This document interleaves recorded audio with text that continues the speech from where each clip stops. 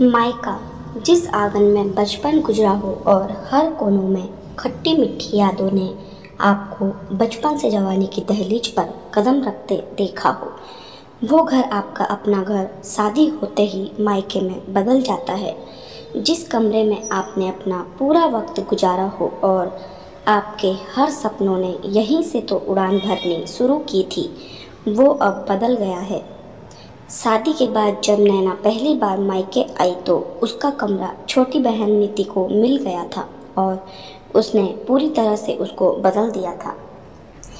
नैना की ज़रूरत की चीज़ें एक संदूक में रख दी गई थी।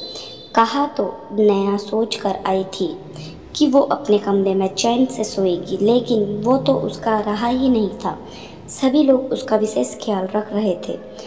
अलग सी औपचारिकता सी दिखाई जा रही थी। नैना समझ ही नहीं पा रही थी कि ये वही घर है जहाँ माँ छोटी छोटी बातों पर उसे रोका टोका करती थी और मीठी सी डांट भी पड़ती थी, जिसमें फिक्र ज़्यादा दिखाई देती।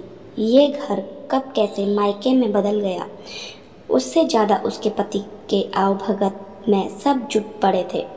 मम्मी, ये मेरा घर है ना, आप कुछ ज़्यादा ही नहीं कर रही है मेरे साथ। मुझे परायेपन सा एहसास हो रहा है। कृपया मुझे पहले जैसे ही रहने दीजिए, तभी मुझे अच्छा लगेगा। अरे बेटा, तुम्हारा घर हमेशा ही तुम्हारा रहेगा। शादी के बाद अब सब तुम्हारा ससुराल भी तो एक घर हो गया है और अब हमारा उतना अधिकार तुम पर नहीं है बेटा। मेहमान की तरह तुम्हारा आना जाना होगा। माँ बाप के लिए बच्चे हमेशा बच्चे ही रहे होते हैं, भले ही वो कितने बड़े क्यों ना हो जाए। मम्मी, किसने ये रीति रिवाज बनाए हैं कि लड़कियों को ही अपना घर छोड़कर जाना पड़ता है, लड़कों को क्यों नहीं? नैना का चेहरा कुम्हलाया सा लग रहा था।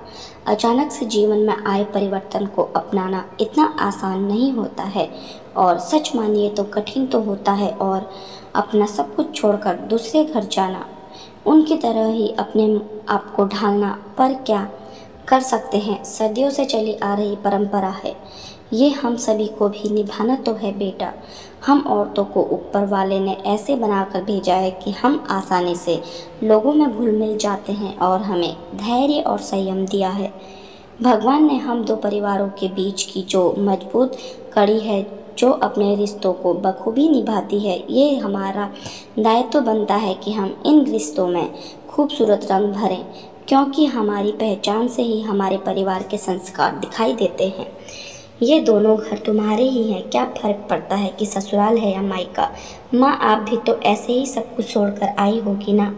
ये हमारा परिवार है। शादी के बाद बहुत सारी बातें मुझे समझ में आ गई। सभी लोगों को इन सब से गुजरना पड़ता है। मेरी माँ, उनकी माँ और उनकी भी माँ। तुम भी कुछ वक्त के बाद अपने घर परिवार में रम बस जाओगी। फिर बुलाने पर कई बार ऐसा होगा कि सबसे पहले अपने परिवार की अहमियत दोगी। इसका ये मतलब नहीं कि हम अलग हो गए। ये घर हमेशा है, ये से तुम्हारा है और तुम्हारा ही रहेगा। नैना माँ के गले से लिपट गई और उनका मन अभी थोड़ा शांत हो गया था।